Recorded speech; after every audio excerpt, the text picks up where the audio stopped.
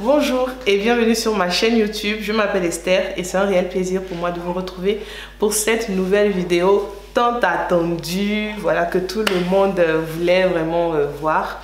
Alors aujourd'hui c'est mon anniversaire, ok, donc aujourd'hui j'ai 26 ans, nous sommes le 24 avril et puis voilà, j'ai 26 ans.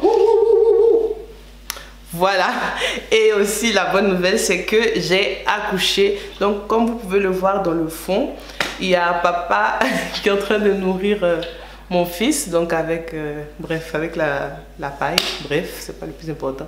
Mais voilà, donc il y a mon fils qui est derrière, qui est né le 17 avril, donc il y a exactement une semaine. Il est né le 17 avril à 9h52 ici à Toulouse et c'est une grâce de Dieu. Donc aujourd'hui, je vais vous parler un peu de mon accouchement, de comment ça s'est passé et puis voilà.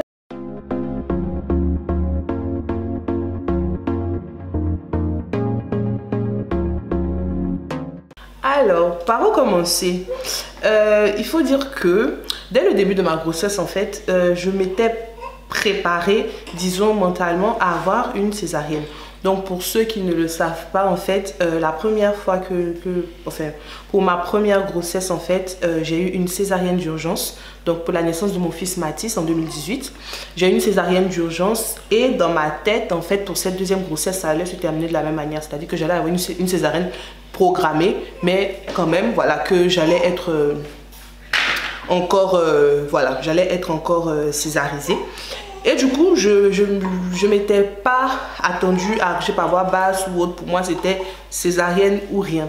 Il faut dire que ce qui explique aussi beaucoup cet état de pensée là, c'était que j'avais peur tout simplement de l'accouchement par voie basse, parce que je me disais que je comprends pas, je sais pas comment ça fonctionne, je n'ai jamais fait ça, etc. Et puis bon, on lit tellement de choses sur internet aussi, donc j'avais vraiment peur en fait. Donc voilà. Donc ma grossesse s'est très bien passée, tout s'est bien passé et mon terme c'était le 12 avril. D'accord, mon terme c'était le 12 avril.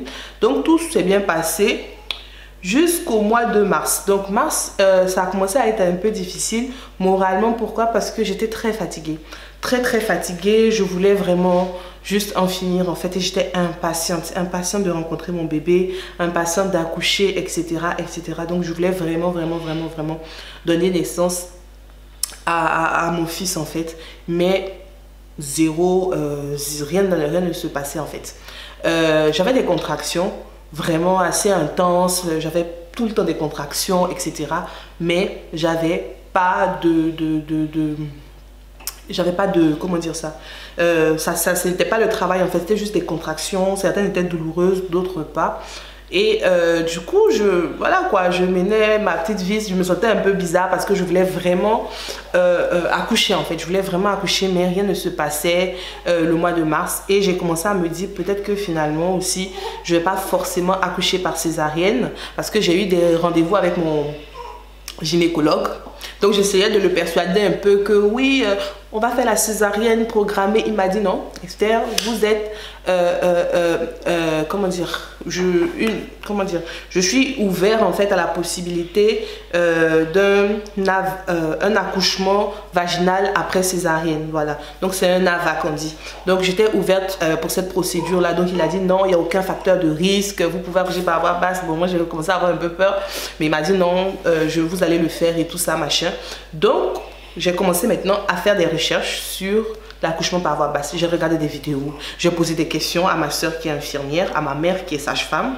J'ai posé des questions, comment on pousse, etc. J'ai commencé maintenant vraiment à me documenter, à chercher, à poser des questions, etc., en me disant, allez, ça va arriver. Et effectivement, j'ai été vraiment prête, en fait, mentalement, prête à accoucher par voie basse. J'étais vraiment prête à voilà quoi, à être accoucher par voie basse, malgré la césarienne que j'ai eue auparavant. Donc vraiment, tout était bon pour moi. Mon état d'esprit avait changé. Je me disais, allez, tout va bien, c'est bon, je vais le faire, je peux le faire. Et en fait, jusqu'au 12 avril, j'avais pas de contraction, enfin de travail. Le truc bizarre, c'est que pendant, en tout cas les 2 semaines qui ont suivi, enfin qui ont précédé le 12 avril, donc à partir de début avril, j'ai commencé à avoir des contractions très douloureuses très très douloureuse, assez régulière. Mais en fait, quand je partais aux urgences, on me disait le col n'est pas du tout dilaté. J'étais à un doigt à peine. Donc je me suis dit c'est pas grave, je peux le faire et tout. Donc j'ai prié, Seigneur, je déclare, je dis tout ça, nanana. Oui, j'avais des contractions douloureuses pendant la nuit, etc. Quand je me réveille, il y a même eu un jour où j'ai eu des contractions douloureuses pendant presque 4 heures. 4 heures, normalement on te dit au bout de 2 heures, si tu as toujours des contractions douloureuses, après avoir pris un bain chaud, c'est que c'est le jour J, quoi. Donc je me disais, c'est aujourd'hui.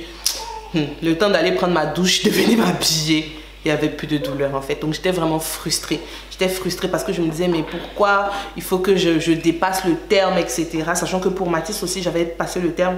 Donc vraiment j'étais assez frustrée. J'étais frustrée. Et du coup je me suis dit bon, ben, on attend quoi. Donc le 12 avril est arrivé. Et si vous êtes en France, vous savez que... Laisse-moi mon père.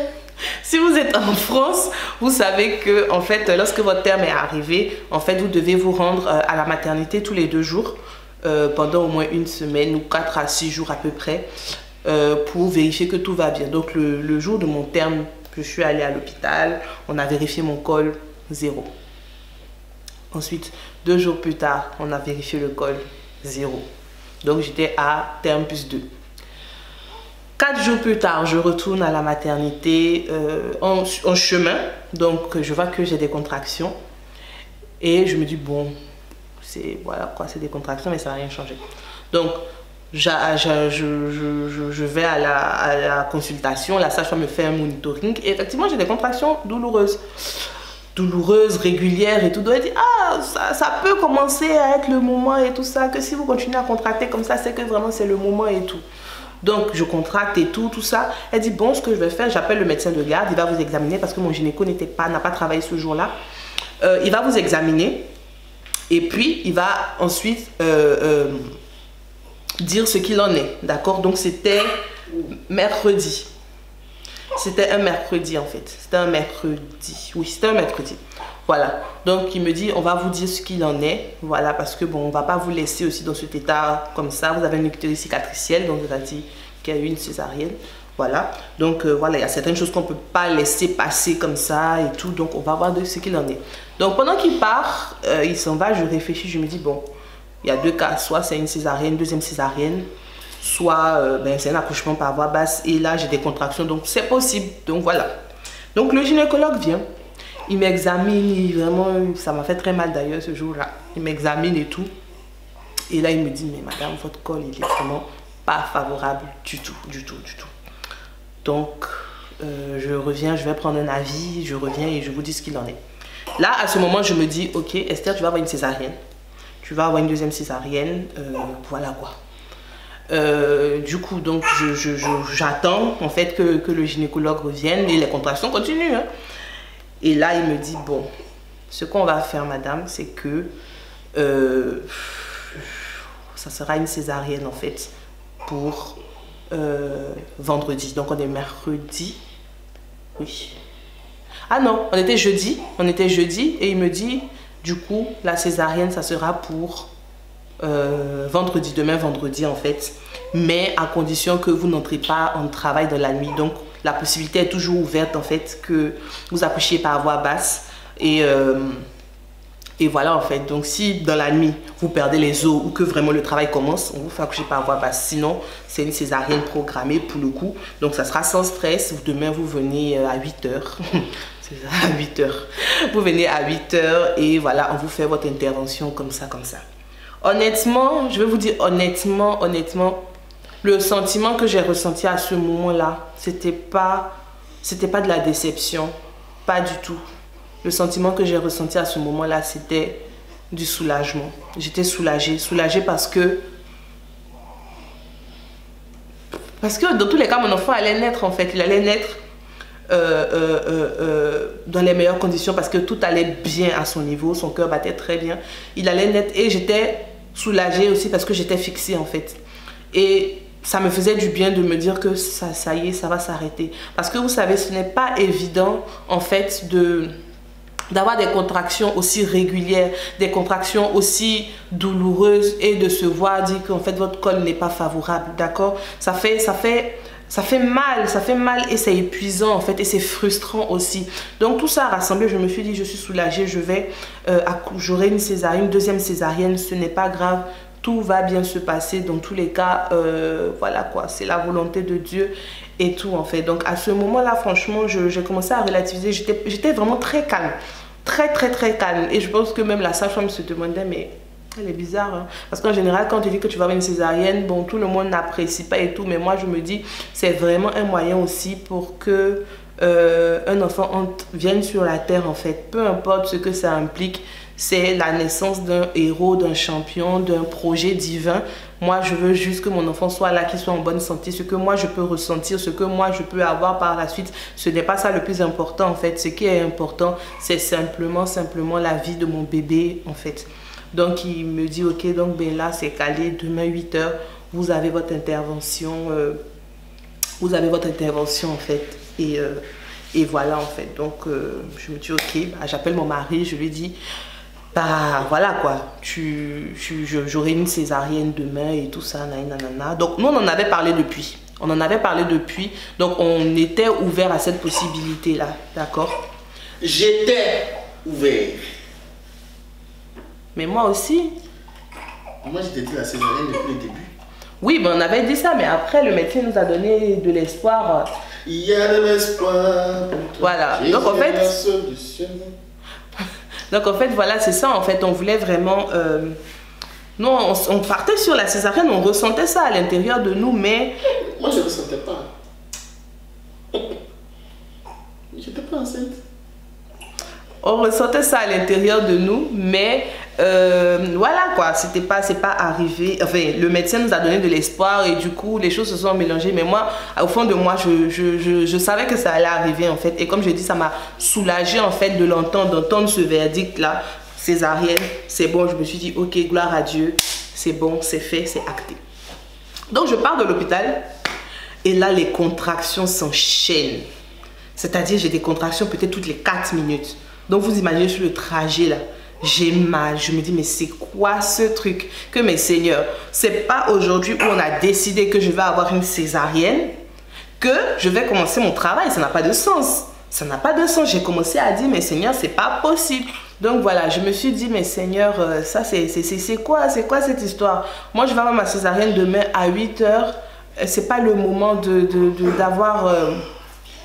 c'est pas le moment d'avoir des contractions aussi douloureuses. C'était vraiment douloureuse et vraiment insupportable en fait. C'était douloureux. Donc je rentre à la maison, je vais me coucher, j'arrive pas à dormir et je me dis peut-être que finalement c'est le travail. J'appelle la sage-femme. Elle me dit franchement Esther, si c'est ça, si vous voyez que vous ne pouvez pas supporter, venez en fait, venez. Mais ce serait dommage que vous veniez et que bah ce soit toujours pas le travail en fait et que vous soyez obligé de repartir chez vous pour revenir encore demain pour la césarienne. Ça risque de vous faire vraiment mal et voilà quoi, de vous faire perdre votre temps. Donc identifiez vraiment et réfléchissez, qu'est-ce que vous ressentez, est-ce que vous pensez vraiment que c'est ça? Honnêtement, j'ai réfléchi et je me suis dit Esther, calme-toi, pose-toi, d'accord? Et voilà en fait, et j'ai fait abstraction de la douleur. Ok, j'ai fait vraiment abstraction de la douleur. J'ai fait comme s'il y avait rien en fait. J'ai fait comme s'il y avait rien. J'ai mené mes activités. J'ai passé une superbe journée avec mon fils et mon mari et tout. Et en fait, les douleurs se sont arrêtées d'elles-mêmes, tout simplement. Donc voilà. Et le lendemain, du coup, je me suis réveillée très tôt. Je me suis réveillée, je crois, vers 4 h, 5 h. J'ai commencé à prier dans la maison là. J'ai parlé en langue. Prier, déclarer, tout, lié. Esprit de mort, esprit de maladie, esprit de peur, au nom de Jésus. Ré baba, shekerebosa, ré mama. J'ai prié, j'ai parlé en langue, tout ça vraiment. Parce qu'il y avait aussi... Il y avait vraiment aussi un peu de peur aussi. Voilà, il y avait un peu de peur. Voilà, il y avait un peu de peur. Donc vraiment, j'ai prié. Je priais, vraiment c'était sympa, et quand j'ai fini de prier, j'ai commencé maintenant à tout ranger. Mon fils était déjà allé chez mon ami Patience à qui je fais un bisou, voilà, pour tout ce qu'elle a fait pour nous pendant cette période-là. Donc, Mathis était déjà allé donc chez sa tata Patience. Et du coup, voilà, donc je n'avais pas à m'occuper de lui. Donc, je me suis réveillée.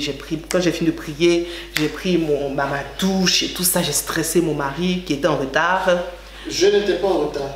D'ailleurs, ils t'ont pris à quelle heure? On est arrivé à quelle heure? Tu m'as stressé pour goûter. Nous, notre responsabilité, c'est d'arriver à l'heure. Nous, notre responsabilité, c'est d'arriver à l'heure. On te donne rendez-vous à 8h. C'est pas dit que tu vas te faire opérer à 8h. Nous, on connaît le système. Moi, je suis en France depuis un moment, tu sais. Je vois ça. On m'avait dit d'entrer, de venir à la matinée, d'être là à 7h. Parce que je vais me faire opérer à 8h. Moi, j'obéis, c'est tout. Moi, j'obéis. On arrivait à 7h05 à l'hôpital en plus. Mais tu étais en retard. Je n'étais pas en retard.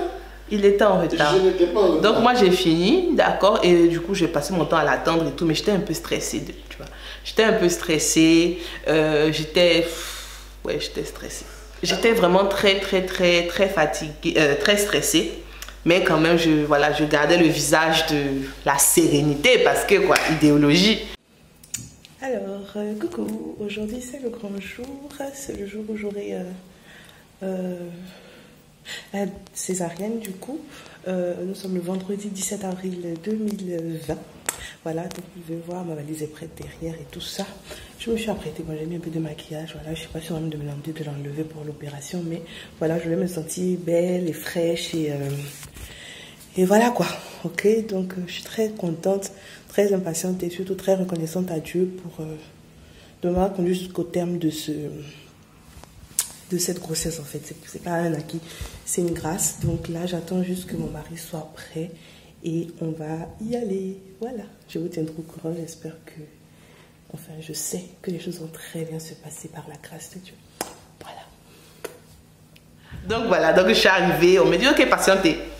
Donc on te fait patienter. Ça n'a rien à voir avec la césarienne d'urgence où genre tu vois les médecins comme dans Grey's Anatomy qui arrivent avec les masques et tout. Non, préparez-la.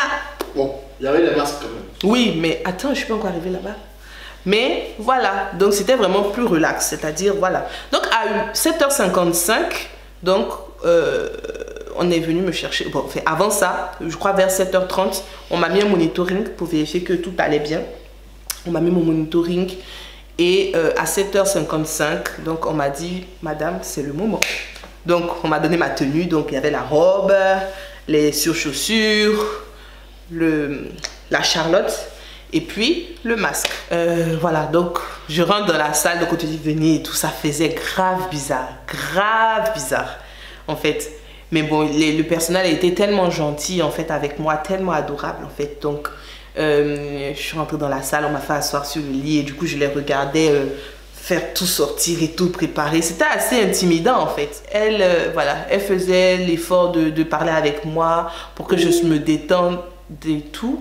Pour que je me détende et mais voilà quoi, tu sais que c'est une opération, tu sais que voilà, tu vas être coupé en deux. Donc l'anesthésiste est venu, c'était le même en fait qui m'avait fait ma péridurale pour Mathis. Donc il est venu et cette fois c'était pas une péridurale, c'était une rachianesthésie. Bref, allez voir dans Google. C'est une rachianesthésie, mais c'est le même principe, on te pique aussi à l'arrière du dos. Cette fois, j'ai eu mal quand même. Hein. J'ai eu mal, il a fait « Oh, désolé ». Ouais, bon. Après, voilà, c'était rapide, mais quand même, voilà, j'ai ressenti et tout. Et en fait, pour la rachianesthésie, l'effet est immédiat. C'est-à-dire, dès qu'il a mis le pansement, il a dit « C'est fini ». Je n'ai plus senti mes jambes. Il dit « Tu peux te coucher ». J'ai dit « J'arrive pas, je sens plus mes jambes ». Et ça fait une sensation bizarre. Donc, j'étais engourdie jusqu'au haut de la poitrine, en fait. Vraiment engourdie, tu ne ressens plus rien. Et là ils m'ont fait coucher et là j'ai commencé à trembler, et tout. On t'attache les mains et tout ça. Ils m'ont mis l'oxygène dans les narines, je sentais qu'on nettoyait mon ventre et tout ça et tout ça. Et après du coup monsieur Angora est venu. Monsieur Angora c'est mon mari. Monsieur Angora est venu, donc il est venu et du coup il s'est installé. Il était aussi équipé, donc il avait la tenue, le masque, la Charlotte. Dr. William Jackson. Ouais. La Charlotte et tout ça. Il était équipé, du coup il est venu à mon chevet. Donc on a discuté. Pour cette fois, par rapport à la première fois où j'ai récité Psaume 23 au moins 17 fois là. J'étais un peu plus relax, tu vois. mon Seigneur, l'Éternel m'a mangé.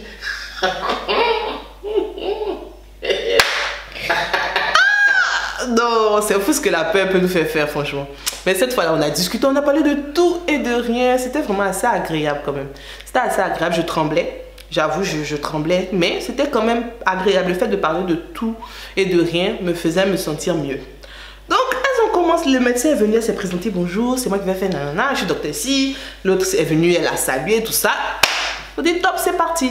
Et du coup, en fait, l'anesthésiste, il avait vraiment un rôle aussi de, je sais pas comment dire. En tout cas, il m'informe en me disant, par exemple, là, ça va faire, vous allez sentir comme ça, ici comme ça, que s'il y a un problème, dites-moi. C'était vraiment très gentil de sa part, en fait. Donc, là, je sens que, voilà, on fait quelque chose sur mon ventre et tout. Je sens les mouvements. À un moment, il me dit, attendez, vous allez sentir une pression. Et là j'avais vraiment l'impression de ne plus respirer. C'était vraiment, voilà, elle essayait de faire sortir le bébé. Et là, elle fait, ah, mais il n'était pas prêt à sortir, votre enfant. J'ai dit, pourquoi? Ah, mais non, il était accroché à vous, il était trop haut et tout. Donc, en fait, finalement, même malgré les contractions, en fait, finalement, j'allais même pas, j'étais pas en travail du tout, en fait. L'enfant était trop haut, il n'était pas prêt à sortir et tout ça. Et puis, elle fait, oh, mais il a une bonne tête, hein. Mais il est costaud et tout. J'ai dit, costaud, ouais, c'est ça. Parce que quand vous dites costaud, c'est du 3 kg 200 et tout. Sachant que voilà, le poids estimé, c'était 3 kg 200, 300, comme Matisse. Donc, quand il est sorti encore une fois, comme la première fois, je n'ai pas entendu l'enfant pleurer. Donc, pendant que mon enfant même est déjà parti, donc je demande, ah, mais ça en est où et tout. Elle me dit, mais il est né. Je dis, il est né comment? Elle dit, mais il est déjà avec la pédiatre et tout, que vous ne l'avez pas entendu grogner et tout ça. Je dis, non, je n'ai rien entendu et tout ça. Elle dit, ah, mais il est né et tout va très bien. C'est juste que la pédiatre va lui faire quelques soins et tout ça, machin. Donc je dis, ok, bon, mon enfant est né. Donc les larmes ont commencé à couler comme ça. Merci Jésus. Merci Jésus. C'était trop mignon. Mais voilà, donc j'ai rendu grâce à Dieu. Et du coup, on a fait une photo avec mon mari et tout. Et l'anesthésiste nous demande, vous voulez voir les photos, vous voulez voir votre fils? On dit, oui. Donc il a pris le téléphone et il a donné à la sage-femme pour faire la photo. Quand il a ramené la photo, j'ai vu le plus beau bébé du monde. Ah non, mon fils, il est magnifique. J'ai dit, le travail a été propre. Propre. Joli garçon. Teint clair, cheveux bouclés, potelés. Joli garçon, il est beau mon fils, hein. Il est beau, ça là c'est pas discutable. Il est beau, frais. Comme j'ai vu, je dis, mais salaud, il est trop beau. Il est trop beau en fait, voilà. Donc il est vraiment beau, ok. Donc quand je l'ai vu là, j'étais au summum même de... J'étais en extase, j'ai oublié même qu'on vient de m'opérer, j'ai oublié tout ça. Et sachez que l'opération a duré 11 minutes. C'est-à-dire que quand ils m'ont dit on commence, il était 9h40. Quand mon enfant est né, il était 9h51. Ils ont dit bon, 52 en fait. Mais voilà. Donc, lorsque elles ont fini de me recoudre et tout ça, ils ont dit à mon mari qu'il pouvait venir voir le bébé. Mais avant ça, la sage-femme revient et puis elle fait, vous n'allez pas croire le poids du bébé. Je dis, comment ça? Elle dit, il fait 3 kg 960. J'ai dit, non, ça c'est pas possible. Que non, c'est pas possible. Je pense qu'il y a une erreur. Là, le médecin est en train de faire ces trucs. Elle fait, non, il n'y a pas d'erreur. Hein. C'est bien 3 kg 900. J'ai fait un bébé de presque 4 kg. J'arrive même pas à croire en fait. Et c'est compréhensible. Je me dis, en vrai là, j'avais vraiment mal au dos en fait. J'avais vraiment mal au dos. Mais c'est tout, c'était sous ça. L'enfant, il était costaud. Bien dodu en fait, tu vois. Et vraiment, j'ai dit, waouh, franchement, j'ai rendu grâce à Dieu, tu vois. Et après, du coup, quand mon mari est parti avec le bébé, est parti avec la pédiatre et tout pour les soins du bébé, moi, on m'a envoyé directement en salle de réveil. Oui, on m'a envoyé en salle de réveil. Après, j'ai été les voir pendant, je pense, 10 minutes. Je l'ai vu de loin, j'ai pas porté mon bébé, donc je l'ai vu vraiment de loin pendant 10 minutes. Et après, je suis allée en salle de réveil pour qu'on me fasse les premiers soins et que je puisse, comment dire,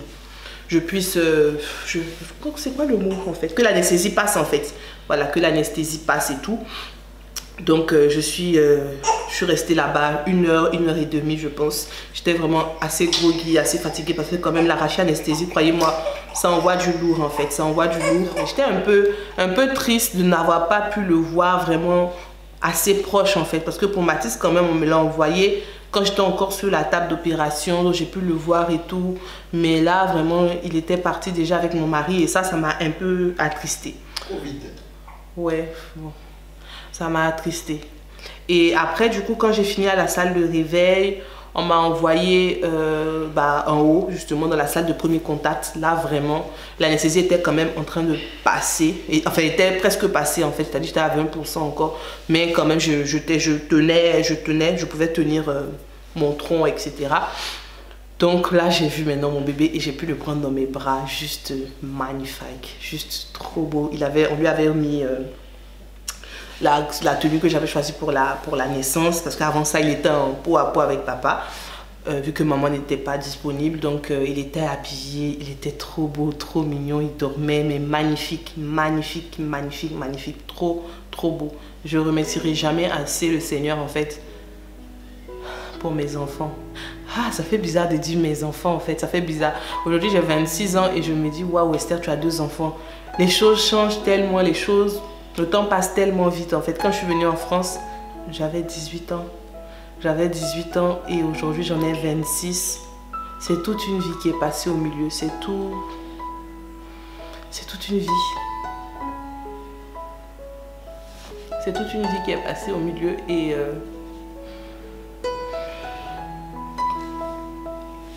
et on rend juste grâce à Dieu en fait. On rend juste grâce à Dieu pour tout. Les choses qui se sont moins bien passées, les choses qui se sont moins bien passées parce que c'est elles qui permettent en fait à notre histoire d'être ce qu'elle est. C'est elles qui ont permis à mon histoire d'être ce qu'elle est en fait. Et tout. À ce moment-là, vraiment, quand j'ai pris mon fils et que je pensais à Mathis aussi, je me disais que je pense que j'ai plus réussi dans ma vie que ce que je pense, que ce que je crois. C'est vrai que j'ai pas forcément eu les diplômes que je voulais avoir. J'ai pas forcément eu les voyages que je voulais avoir. J'ai pas forcément eu les biens que je voulais avoir, mais j'ai eu quelque chose d'inestimable en fait en 7 ans en France.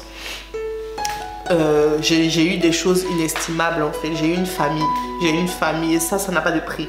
Pouvoir dire mes enfants, mes 2 enfants, être à la maison, avoir l'un dans les bras, l'autre à côté qui joue, c'est juste, ça n'a pas de prix. Ça n'a pas de prix. Ça n'a pas de prix. Aucun diplôme, aucun travail, aucun statut social en fait ne peut surpasser ça en fait. Donc c'est pour ça que je suis vraiment reconnaissante à Dieu en fait. Je suis vraiment reconnaissante à Dieu. Le mari, les enfants, ça n'a pas de prix en fait. Ça n'a pas de prix. Ça n'a pas de prix au stade où je suis là. J'ai passé tellement de temps à me morfondre, limite à me maudire moi-même pour n'avoir pas pu atteindre certains objectifs et tout ça, à écouter certaines personnes qui me disaient tu n'as pas réussi, voilà, tu n'as pas eu les diplômes, tu n'as pas fait ci, tu n'as pas fait ça.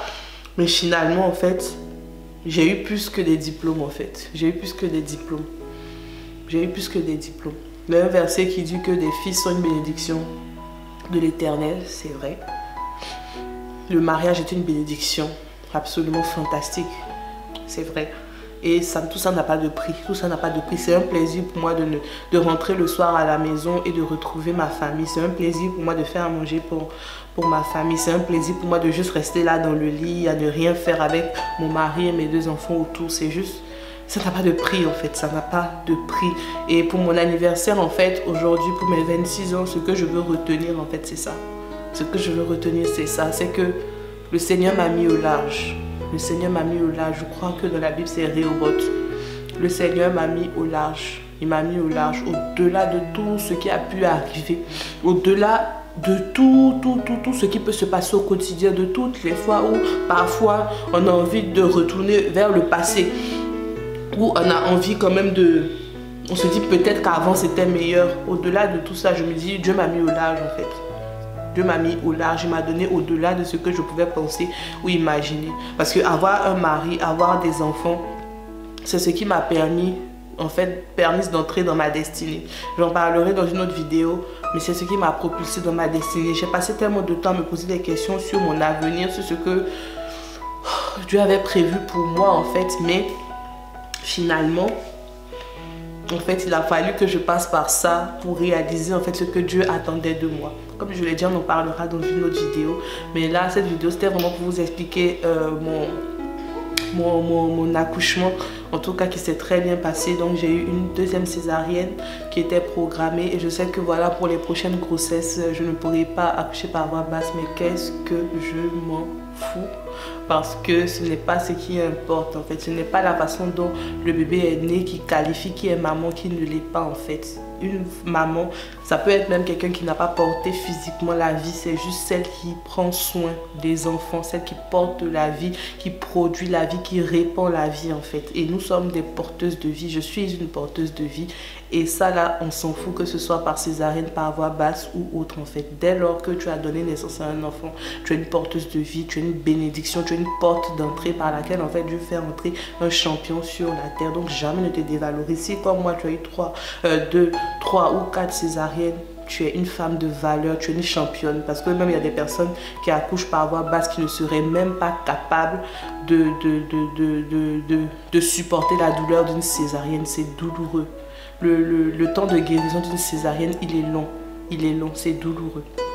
Pour ma part, pour terminer cette vidéo, lorsque je suis retournée en chambre, j'ai pu vraiment allaiter mon bébé. Mon mari n'était pas là parce que Covid-19, voilà, donc il n'a pas pu rester à l'hôpital avec nous. Mais j'ai pu allaiter mon enfant sans problème. Ça aussi, j'en parlerai dans une autre vidéo de l'allaitement. J'ai pu allaiter mon enfant sans problème et je me suis tellement vite rétablie en fait que les sages-femmes, les médecins, tout le monde était étonné. On me disait, mais vous êtes sûre que vous avez une césarienne? J'ai dit oui, parce que j'étais déjà debout. Je me suis levée le premier jour, j'ai vaqué à mes occupations et vraiment tout le monde était heureux en fait. Et du coup, on m'a fait sortir de l'hôpital 24 heures plus tôt parce que j'étais en pleine forme en fait. Et c'est vrai, parce que même à l'intérieur de moi, j'étais en paix. Dans ma tête, j'étais en paix parce que j'ai réalisé ce que Dieu a fait dans ma vie et c'était juste merveilleux. Donc voilà, mon fils s'appelle Angora Yael Eliram. Voilà, donc aujourd'hui il a 1 semaine et on bénit le nom du Seigneur. Je pense que vous aurez l'occasion de voir bien son visage sur Instagram. En tout cas, n'hésitez pas à me suivre parce que là-bas je partage vraiment énormément de choses. Voilà, donc vous allez peut-être voir son visage sur Instagram. Sinon, zoomez bien, vous allez voir son visage dans la vidéo. Dans tous les cas, voilà, je dis merci à toutes les personnes qui m'ont soutenu pendant ma grossesse, surtout ma communauté Instagram. Et vraiment, les filles, ce sont les meilleures là-bas. Et vraiment, je bénis Dieu pour vos vies. Je sais même pas comment faire en fait pour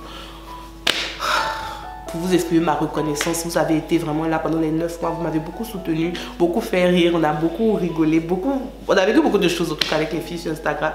Et voilà, donc si vous n'êtes pas encore abonné à ma chaîne, je vous invite à le faire, c'est gratuit, c'est rapide. Et aussi, cliquez sur la cloche, comme ça vous n'allez rater aucune de mes vidéos. Et on se retrouve dans une autre vidéo pour parler d'autres choses relatives à la maternité, au mariage, au lifestyle et tout ça et tout ça et tout ça. Que Dieu vous bénisse, je vous dirai à bientôt et bye bye. Peace.